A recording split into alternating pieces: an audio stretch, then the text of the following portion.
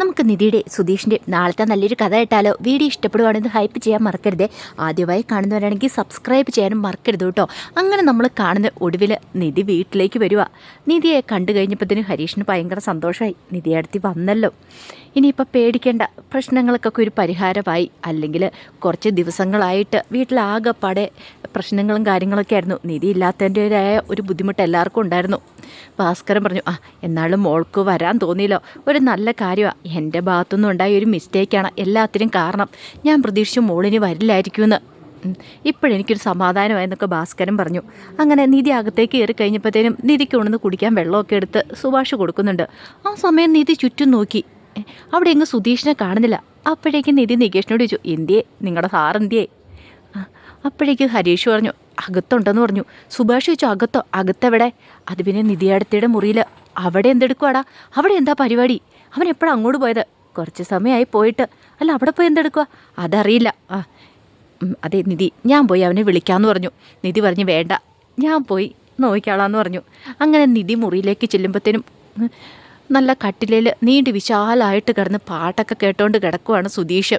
ആസ്വദിച്ച് കിടക്കുക. നിധി വന്നത് അറിഞ്ഞിട്ട് പോലുമില്ല. അപ്പം നിധി വന്ന് അറിഞ്ഞിട്ടില്ല എന്നുള്ള കാര്യം നിധിക്കറിയായിരുന്നു. അങ്ങനെ ചെന്ന് ഇത്തിരി സമയം നിധി ആ കിടപ്പ് നോക്കി നിന്നു. ഇടയ്ക്ക് സുധീഷ് ഇങ്ങനെ തിരിഞ്ഞു നോക്കുമ്പോൾ നിധിയെ കണ്ട് പെട്ടെന്ന് സുധീഷ് ചാടി എഴുന്നേറ്റു.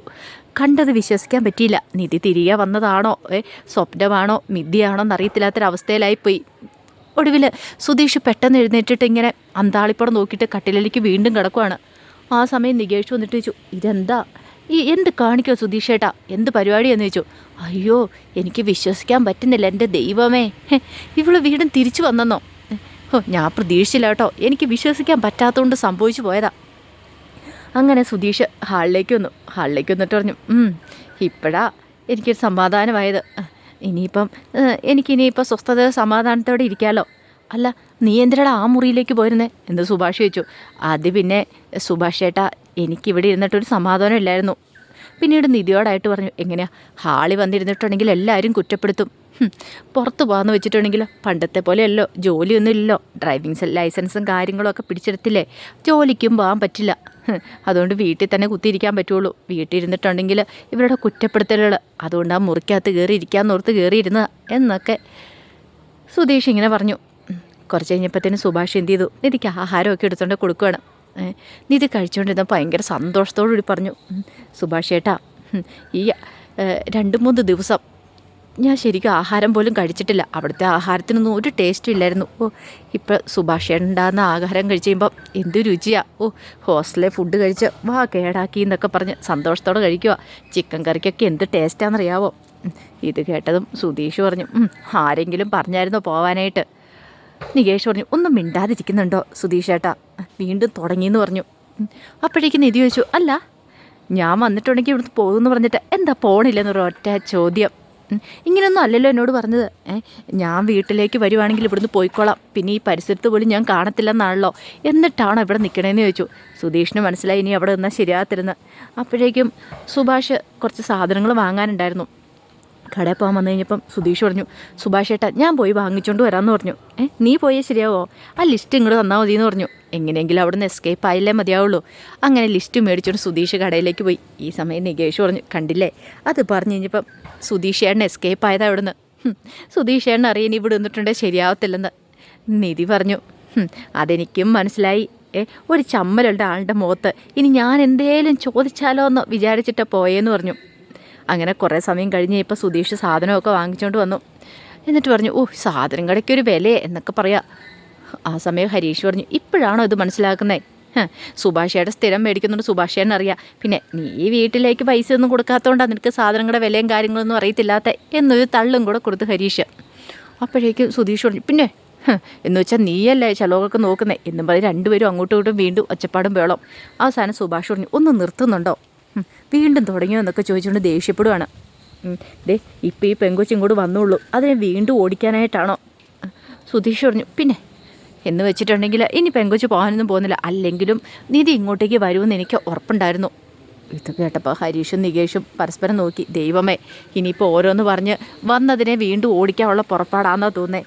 അപ്പോഴേക്കും സുഭാഷ് ചോദിച്ചു, അതെങ്ങനെ നിനക്കറിയായിരുന്നു? അതൊക്കെ എനിക്കറിയാം സുഭാഷ് ഏട്ടാ. അതെ, നിധി ഉറപ്പായിട്ടും ഇങ്ങോട്ട് വരുമെന്ന് എനിക്കറിയായിരുന്നു. നികേഷ് പറഞ്ഞു, അതെ എനിക്ക് പനി ആയതുകൊണ്ട് വന്നതാ, എനിക്ക് പനി ഇല്ലായിരുന്നെങ്കിൽ വരത്തൊന്നും ഇല്ലായിരുന്നു. സുധീഷ് ചോദിച്ചു, നിൻ്റെ പനി എന്നിട്ട് ഇപ്പോൾ എങ്ങനെയുണ്ടാ, കുറഞ്ഞോ? അതൊക്കെ നിധിയടുത്ത് വന്നപ്പോഴേ കുറഞ്ഞെന്ന് പറഞ്ഞു. അപ്പം നിനക്ക് കള്ളപ്പനി ആയിരുന്നില്ലേ, ശരിക്കുള്ള പനി ആയിരുന്നില്ല അല്ലേ എന്നൊക്കെ പറഞ്ഞു. ഒന്ന് പോ സുധീഷ് ഏട്ടാന്ന് പറഞ്ഞു. സുധീഷ് എങ്ങനെ ഓരോന്നൊക്കെ പറയുമ്പോഴത്തേനും നിധി ചോദിച്ചു, അല്ല ഞാൻ ഇങ്ങോട്ടേക്ക് വരുമെന്ന് സുധീഷിന് എങ്ങനെ അറിയാവുന്നേ? അതോ അതൊക്കെ എനിക്കറിയാം. എങ്ങനെ? ഞാൻ കെട്ടിയ താലി കണ്ടില്ല കഴുത്തെ കിടക്കുന്നത്, ഇപ്പോഴും അത് അഴിച്ചു മാറ്റിയിട്ടില്ലല്ലോ, എൻ്റെ ഭാര്യയായിട്ട് ഇപ്പോഴും തുടരുമല്ലേ, അപ്പോൾ എനിക്കറിയാമായിരുന്നു ഇങ്ങോട്ടേക്ക് വരുമെന്ന്. ഓ അപ്പം അങ്ങനെയാണ് കാര്യങ്ങളല്ലേ? നിധി പെട്ടെന്ന് അങ്ങോട്ട് എഴുന്നേറ്റു. എന്നിട്ട് ആ കഴുത്തെ കിടക്കുന്ന താലിമാല ഊരുവാണ്. സുധീഷും എല്ലാവരും ഒരു നിമിഷം ഞെട്ടിപ്പോയി, എന്താ കാണിക്കണമെന്ന് മനസ്സിലായില്ല. നിധി ആ താലിമാല ഊരിക്കൊണ്ട് സുധീഷിൻ്റെ കയ്യിലേക്ക് വെച്ച് കൊടുത്തു. ഇതല്ലേ പ്രശ്നം? അതെ ഇപ്പോൾ ഊരി അങ്ങോട്ട് തന്നിട്ടുണ്ട്, ഇത് പിടിച്ചോളാൻ പറഞ്ഞു. സുഭാഷ് ചോദിച്ചു, മോളെ നിധി നീ എന്താ കാണിച്ചേ? അതെ ഇതിൻ്റെ പേരിലല്ലേ സുധീഷ് ഇപ്പം ഇങ്ങനെ പറഞ്ഞത്, ഇനി ഇതൊരു ബാധ്യതയാവണ്ട. പെട്ടെന്ന് സുധീഷിന് എന്ത് ചെയ്യണമെന്ന് അറിയണ്ടായിരുന്നില്ല. നിധി പറഞ്ഞു, സൂക്ഷിക്കണം കേട്ടോ, താലിമാല സൂക്ഷിച്ച് വെക്കണം. അത് കേട്ടപ്പം സുഭാഷ് ചോദിച്ചു, അല്ല അത് പിന്നെ അതെ ഞാൻ ഇത് സൂക്ഷിച്ച് വെക്കാൻ പറഞ്ഞ് സുധീഷിനോട് വേറൊന്നും കൊണ്ടല്ല സുഭാഷ് ഏട്ടാ, എന്താണെന്ന് വെച്ചാലേ സുധീഷിൻ്റെ സ്വഭാവമല്ലേ, ചിലപ്പോൾ ഇതുകൊണ്ട് വിറ്റ് കളയും, താലിമാലയൊന്നും വിചാരിക്കില്ല, സൂക്ഷിച്ചൊന്നും വെക്കത്തില്ല, അതുകൊണ്ട് പറഞ്ഞെന്നേ ഉള്ളൂ. സുധീഷിൻ്റെ അമ്മയുടെ മാലയല്ലായിരുന്നു അത്, നശിപ്പിച്ച് കളയില്ലെന്ന് ഞാൻ ഉദ്ദേശിച്ചോളെന്ന് പറഞ്ഞു. സുധീഷ് ആകെപ്പാടെ നാണം കെട്ട് നിൽക്കുക. നിധി അകത്തേക്ക് കയറിപ്പോയി. നിധി പോയി കഴിഞ്ഞപ്പോഴത്തേനും സുധീഷ് ദേഷ്യപ്പെട്ടു.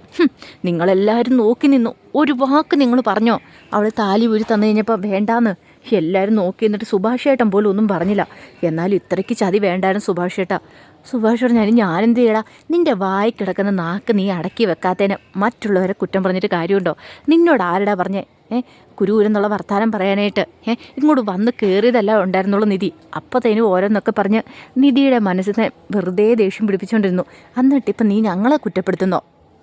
സുധീഷിന് എന്ത് ചെയ്യണമെന്ന് അറിയത്തില്ല, ഭയങ്കര ടെൻഷനായിപ്പോയി. കുറച്ച് കഴിഞ്ഞപ്പോൾ തന്നെ ഹരീഷ് വർക്ക്ഷോപ്പിലേക്ക് ജോലിക്ക് പോയി. സുധീഷ് എന്ത് ചെയ്തു, വീട്ടിലിരിക്കാൻ മടിയായിട്ട് നേരെ വർക്ക്ഷോപ്പിലേക്ക് നിന്നു. ചന്തു ഉണ്ടായിരുന്നു വർക്ക്ഷോപ്പിൽ. അങ്ങനെ അവിടെ ചെന്ന് സങ്കടപ്പെട്ട് ഹരീഷിനോട് പറഞ്ഞു, എന്നാലും എൻ്റെ ഹരീഷേ അവൾ അങ്ങനെ ചെയ്തല്ലോ, അവളങ്ങനെ ചെയ്യുമെന്ന് എനിക്കറിയില്ല, എൻ്റെ നെഞ്ചിനിട്ട് അവൾ കുത്തിയത് ആ താലിമാല എത്ര ഈസിയായിട്ട് അവൾ ഊരിത്തന്നേ. ഹരീഷ് പറഞ്ഞു, അതെ സുധീഷേൻ്റെ നാവടക്കണം, സുധീഷേണ്ണേ ചുമ്മാ വായി കിടക്കുന്ന നാക്കിട്ട് അലച്ചിട്ട് കാര്യമൊന്നുമില്ല, കുറച്ചൊക്കെ പ്രാക്ടിക്കലായിട്ട് ചിന്തിക്കണം. നിധിയടുത്ത് എന്തെങ്കിലും പറഞ്ഞായിരുന്നോ? സുധീഷേണ്ണല്ലേ ചുമ്മാ കുരുന്ന് പറഞ്ഞുകൊണ്ടിരുന്നേ. ഒടുവിൽ താലിമാല അഴിച്ച് കൈ തന്നു കഴിഞ്ഞപ്പോൾ സമാധാനമായില്ലേ? സുധീഷിന് ഭയങ്കര ടെൻഷനായി.